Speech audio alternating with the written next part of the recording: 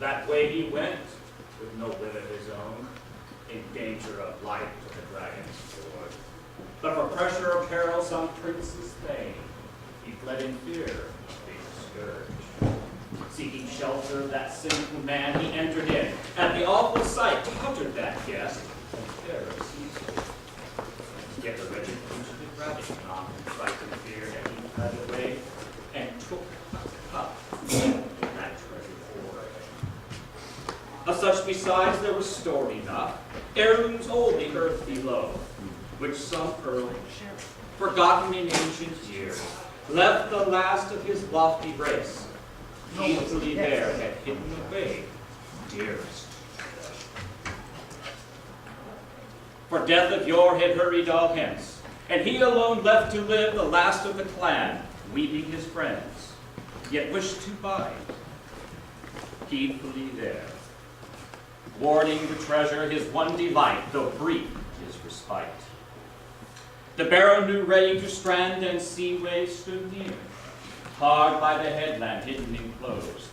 There laid within his lordly heirlooms, and he poured a heavy gold. That warden of rings, few words he spake. Hold now, thou earth, since heroes may not what earls have owned.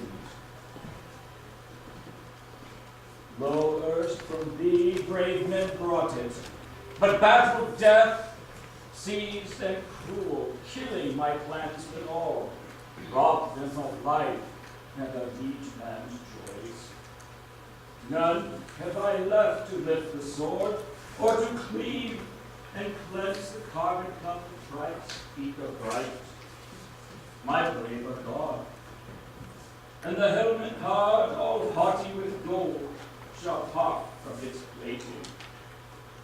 Polishers sleep, who could brighten and burnish the battle mask, and those weeds of war that were wont to brave the bicker of shields, the bite of steel, rust with the bearer. The great mail fares not far with famous chieftain at side and hero, no harp's delight, no glee whence gladdens. No good hawk now flies from the hall, no horse's fleet stab to the birdstead, battle of death, the flower of my race, have reft away. Mournful of mood, thus he moaned his woe, alone in the hall, and unblithe wet by day and by night, till death's fell wave o'erwhelmed his heart. The horde of bliss, that old ill-doer open found, who blazing in twilight the barrows haunted, naked foe dragon flying by night, folded with fire, the folk of the earth dread him sore. 'Tis his doom to see poor in the graves, and heathen gold to watch many winters, nor whimsy thereby. Powerful this plague of the people, thus held the house of the horde in the earth 300 winters, till one aroused wrath in his breast. Pardon the smoke that caused my eyes to cloud.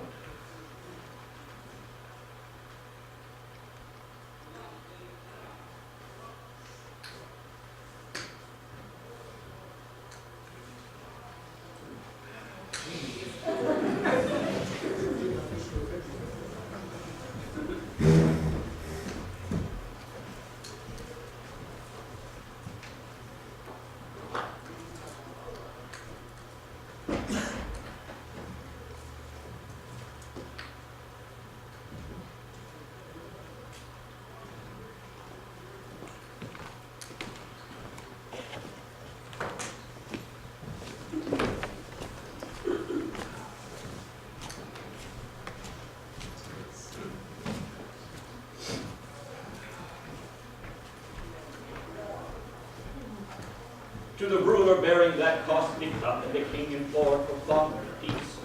So the barrow was plundered. Borne off was booty. His booty was granted that wretched man, and his ruler saw first time it was fashioned in far-off days. When the dragon awoke, new woe was kindled. or the stone he snuffed marked out bound footprint of foe, who so far had gone in his hidden craft by the creature's head. So may the undoomed easily flee evils and exile, if only he gained the grace of the wielder. That warden of gold o'er the ground went seeking, greedy to find the man who wrought such wrong in his sleep. Savage and burning, the barrel he circled, all without, nor was any there, none in the waste. Yet war he desired, was eager for battle. The barrel he entered, sought the cup, and discovered soon that someone of mortals had searched his treasure, his lordly gold. The guardian waited, ill enduring, till evening came. Boiling with wrath was the barrel's keeper, and fain with flame the foe to pay for the dear cup's loss. Now the day was fled, and as the worm had wished, by its wall no more was it glad to bide, but burning flew, folded in flame, a fearful beginning for sons of the soil. And soon it came in the doom of their lord to a dreadful end. Then the baleful fiend its fire belched out, and bright homes burned. The blaze stood high, and all land folk fighting. No living would that loathly one leave as aloft it flew.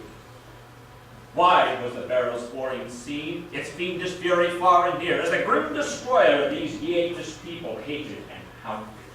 To hidden lair to which horde it hastened at night, at dawn. Folk of the land it had lapped in flame with bale and brand, and its barrow it trusted in baking and bulwarks. That was its gain.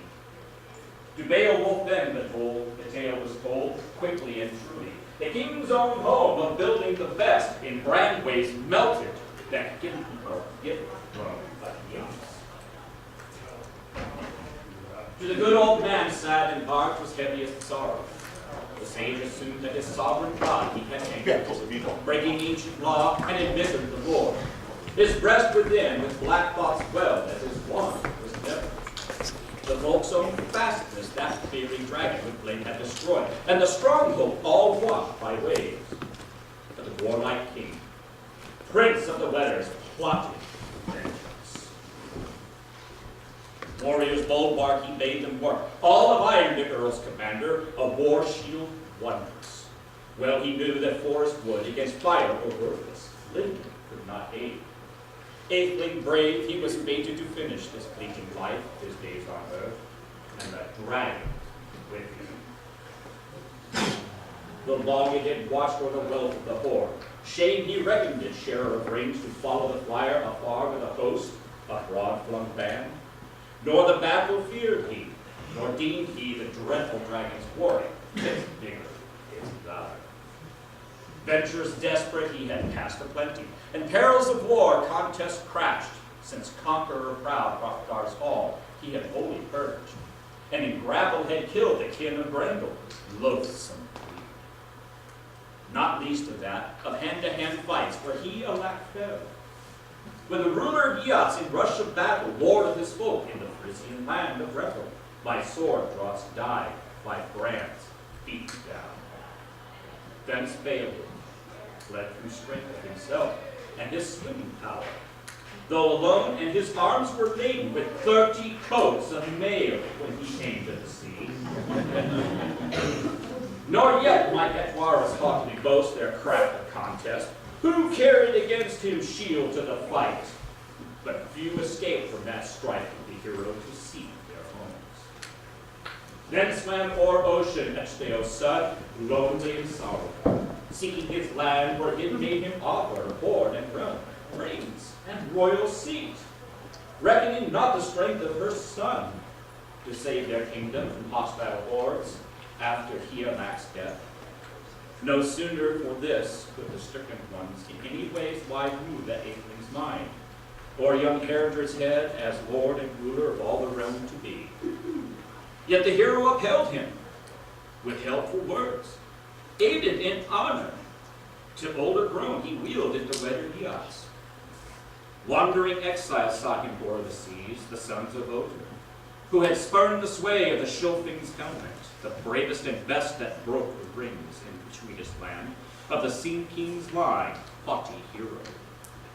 Hence Hersir's end, for shelter he gave them, sword death came. The blades fell blow to the bairn of Healak. But for the son of Echdeo sought again house and home, when Hersir fell, leaving Beowulf, lord of Geats and Giftseat's master, a good king he. The fall of his lord he was fated to requite. In after days after Edgils he proved friend to the friendless, and forces sent o'er the sea to the sons of Other, weapons and warriors. Well repaid he those air paths cold with a king and sword.